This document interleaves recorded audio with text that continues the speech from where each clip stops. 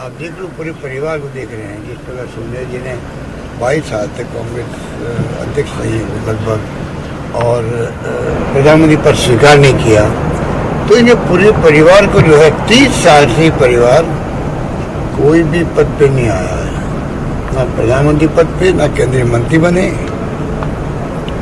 ना कोई पद लिया। खाली संगठन के जिम्मेदारी संभाले हुए थे, वो भी इस बार उन्होंने छोड़ दिए। उसका दुख तो हम सबको ही है। अगर राहुल जी वापस संभाल लेते, मैंने भी रिक्वेस्ट की थी उनसे, तो एक नया मैसेज आता, क्योंकि अभी चुनौती हमारे सामने है, बहुत भयंकर चुनौती है। जिस प्रकार की सरकार धज्जियां उड़ा रही है संविधान की, आलोचना को सहन नहीं कर रही है, असहमति को सहन नहीं कर रही, जबकि असहमति आलोचनाएं तो एक लोकतंत्र के आभूषण होते हैं कि भाई पक्ष तो विपक्ष है, इसी को तो डेमोक्रेसी कहते हैं। तो उसको ये लोग जिस रूप में स्वीकार करने को तैयार नहीं है, तो एक राहुल गांधी ही अकेले 8 साल से देख रहे हो आप किस रूप में मुकाबला कर रहे हैं मोदी जी के नीतियों का, उनके कार्यक्रमों का, और सब विपक्ष वाले आज का साथ देने लग गए, राहुल जी का एनजीओ तक साथ देने लग गए हैं। तो एक माहौल बनने लगा देश के अंदर, और नेशनल पार्टी है तो कांग्रेस पार्टी सिद्ध भी हो गया।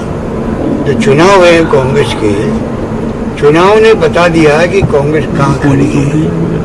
कांग्रेस मुक्त भारत की बात करते थे मोदी जी और पूरे लोग, अब इन सब के मुंह पे ताले लग जाएंगे।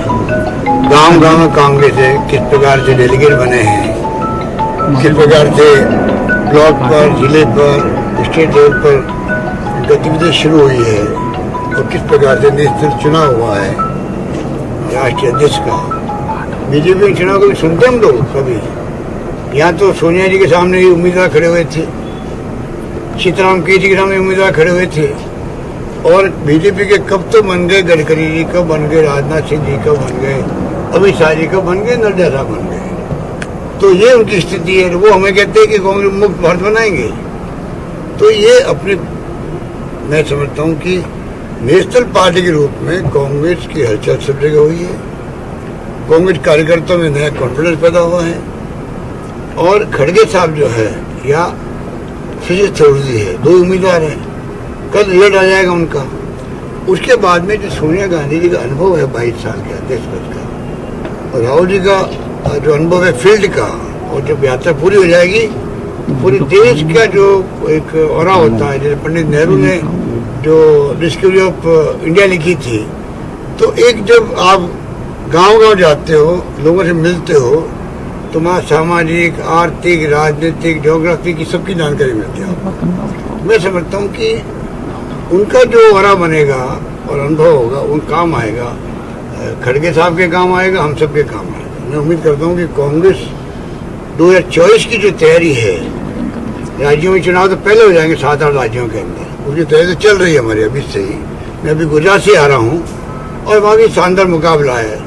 हर वीक जहाँ मैं पढ़ता मोदी जी को, आप समझ जाइए कितने घबराए मोदी जी है, अमित शाह जी है, कैंप किए वहाँ बैठे हैं, रोज प्रोग्राम हो रहे हैं उनके, हर वीक में जा रहे हैं। यूपी चुनाव जीतने के जस्ट अगले दिन चले गए, तो इनकी स्थिति है।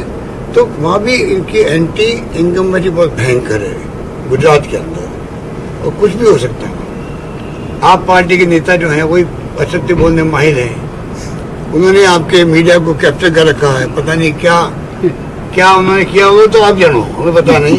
तो लगता है कि बीजेपी ने दबाव दिया हुआ है मीडिया पर, और इन्होंने कैप्चर कर रखा है। और जिस प्रकार इलेक्टोरल बॉन्ड आए हैं, ये आज़ादी के बाद का सबसे बड़ा स्कैंडल है देश के अंदर। एक तरफ कहे जा रहा है बीजेपी के पास में, तो बाकी पार्टियां जब बराबरी का फील्ड नहीं होगा, अब डेमोक्रेसी में होना जरूरी है, वो नहीं हो रहा है। एक तरफा ही साधन जा रहे हैं इनके पास में, लुटा रहे हैं लोग, और सरकारें टॉपल कर रहे हैं लोग, कुछ पैसे ही तो टॉपल कर रहे हैं। पैसा कहाँ से आ रहा है इनके पास में? कर्नाटक के बाद में मध्य प्रदेश के बाद में आपके महाराष्ट्र, और हमें ऊपर वालों ने बचा दिया। सोनिया गांधी का, राहुल गांधी का आशीर्वाद था, इसलिए सरकार बच गई उस वक्त। पूरा कुंभ हमारा एक रहा, वरना सरकार चली जाती। तो इसलिए जो हालात देश में बहुत गंभीर है, चिंताजनक स्थिति है। अब नहीं समझने वाले लोगों को हमारे पास इलाज नहीं है। समझ गए हैं कि आप धर्म और जाति के नाम पर एक हद तक तो सब ठीक है। लक्ष्मण रेखा पार करोगे तो बाद में आपको जो आज खुश हो रहे हैं ना, वो भी फिर समझ जाएंगे क्या हो रहा है देश के अंदर। तकलीफ उनको भी आने वाली है, तकलीफ सबको आने वाली है। इतने बड़े मुल्क में आप सब अनेकता में एकता वाला मुल्क है, जब तक साथ लेकर नहीं चलोगे तब तक काम चलने वाला नहीं है। आज एकता अखंडता के लिए तो इंदिरा जी ने अपनी जान दे दी है, राजीव गांधी शहीद हो गए हैं। तो इस कांग्रेस ने तो आजादी के पहले भी 10 से 12 साल तक पंडित नेहरू जन्म बंद रहे हैं। ये क्यों भूल जाते लोग बाग, उनका नाम भी ले रहे हैं, अमृत महोत्सव में आ रहे हैं मोदी जी और एनडीए गवर्नमेंट। और पंडित जवाहरलाल नेहरू प्रथम प्रधानमंत्री 17 साल से रहे, सब कुछ उन्होंने आधारभूत ढांचा तैयार किया और उनका नाम गायब कर दिया जानबूझकर। ये देश स्वीकार नहीं करेंगे बातों को। ठीक है, इनको दोबारा मौका मिल गया, इसलिए घमंड अहम आ गया। वो घमंड अहम जनता को तोड़ देती है, पता नहीं लगता है। ये हमने अनुभव किया पहले भी। इसलिए मैं समझता हूँ कि हम सबकी जिम्मेदारी बनती है देशवासियों की, सच्चाई का साथ दें।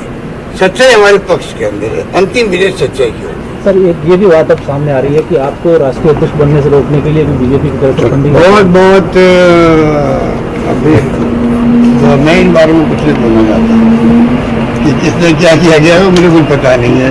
जो तो मेरे रास्ते में चल जाऊँ, जो जिम्मेदारी मेरी सौंपी की पार्टी ने, मैं निभा रहा हूँ बस। उसके अलावा मैं कुछ नहीं कर रहा हूँ बस, और निभा रहा हूँ ईमानदारी के साथ में, निष्ठा के साथ में, प्रतिबद्धता के साथ में, समर्पित होकर निभा रहा हूँ। मुझे कहा आप गुजरात में कुछ काम देखना, वो मैं देख रहा हूँ, तो मैं तो चूक भी रहा हूँ और मुझे काम करने शौक भी है। मैं जो काम कर रहा हूँ प्रदेश के अंदर, यानी मुख्यमंत्री भी, मैं हर काम बहुत ही रुचि से करता हूँ। ये मेरी फितरत के अंदर है। मुझे मजा आता काम करने का, फैसले करने का, गरीब के लिए, दलित के लिए, पिछड़ों के लिए, आम आदमी के लिए मुझे बहुत अच्छा लगता है। जो मैं कर सकता हूँ, सोशल सिक्योरिटी में मैंने थीम बना रखी है। आप देखेंगे हर शिक्षा में, स्वास्थ्य में, सब जगह मैं सोशल सिक्योरिटी को अडोप्ट किए हुए हूँ। तो मेरे को तो धुन लगी हुई है, मैं मेरे काम करूँ। तो इसी वजह से जिस दिन वोटिंग हुई, कांग्रेस के ज्यादातर कार्यकर्ता ही मान रहे थे कि अगर अशोक गहलोत आते तो रिफॉर्म्स होते, बदलाव होते, उत्साह होता, ऊर्जा की कमी होगी। अब देखिए, मैं कल ये बात कही है, अनुभव का कोई विकल्प नहीं है। मल्लिकार्जुन खड़गे साहब है, उनका अलग अनुभव है पुराना। नौजवान आए हैं अपने, ये सजी थरूर आए हैं, इनका अलग अंतर्राष्ट्रीय अनुभव है। यूएन के अंदर भी इलेक्शन लड़े थे, ये अच्छा इलेक्शन लड़े थे। ये मैं इनको जानता नहीं था, पर जो इन्होंने उस वक्त में औरा बनाया अपना देश विश्वव्यापी, वो सब जानते हैं। पिछले वक्त अभी मुझसे मिलना आए थे, तभी मेरी चर्चा उसके बारे में हुई थी। तो मैं कहना चाहूँगा कि दोनों उम्मीदवार हैं, अनुभव का कोई विकल्प नहीं होता, कभी नहीं होता। नौजवान है तो वो दौड़ भाग ज़्यादा कर सकते हैं, अनुभव का विकल्प नहीं होता। तो मैं समझता हूँ खड़गे साहब अगर चुनाव जीतते हैं, अनुभव काम आएगा। ये चुनाव जीतने का मौका इनको मिलता है तो खड़गे साहब इनको सहयोग करेंगे, खड़गे साहब जीतेंगे तो सजी थरूर सहयोग करेंगे। दोनों मिलके ही तो ये तो कांग्रेस ही चुनाव है। इसमें जीत भी किसकी होगी?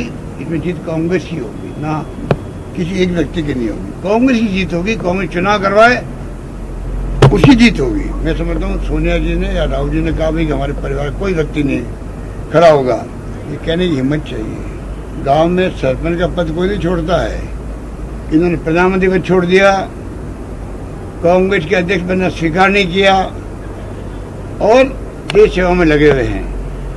मैं तो इनको सलाम करता हूँ। सर प्रेसिडेंट जो नए इलेक्ट होंगे उनसे क्या एक्सपेक्टेशन होगी आपकी?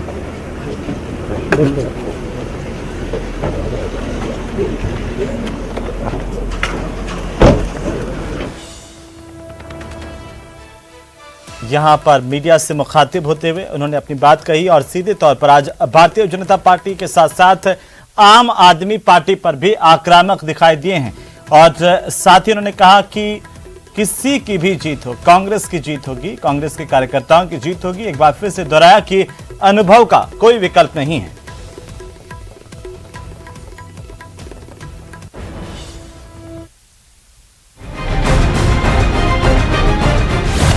एकजुटता के बहाने बीजेपी कांग्रेस के एक दूसरे पर निशाने।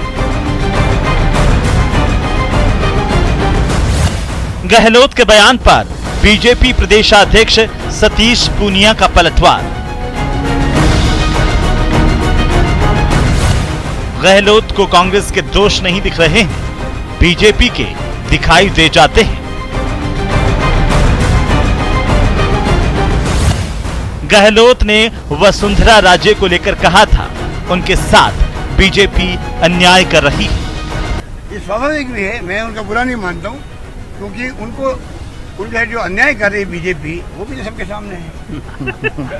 एक पूर्व मुख्यमंत्री के साथ में आप व्यवहार भी ठीक नहीं करो, बातचीत भी नहीं करो, अपॉइंटमेंट नहीं दो, ये तो हमारी पार्टी में कभी नहीं हुआ। हम भी पूर्व मुख्यमंत्री रहे हैं। कांग्रेस ने कहा, हम एकजुट, बीजेपी में आपस में ही मुकाबला।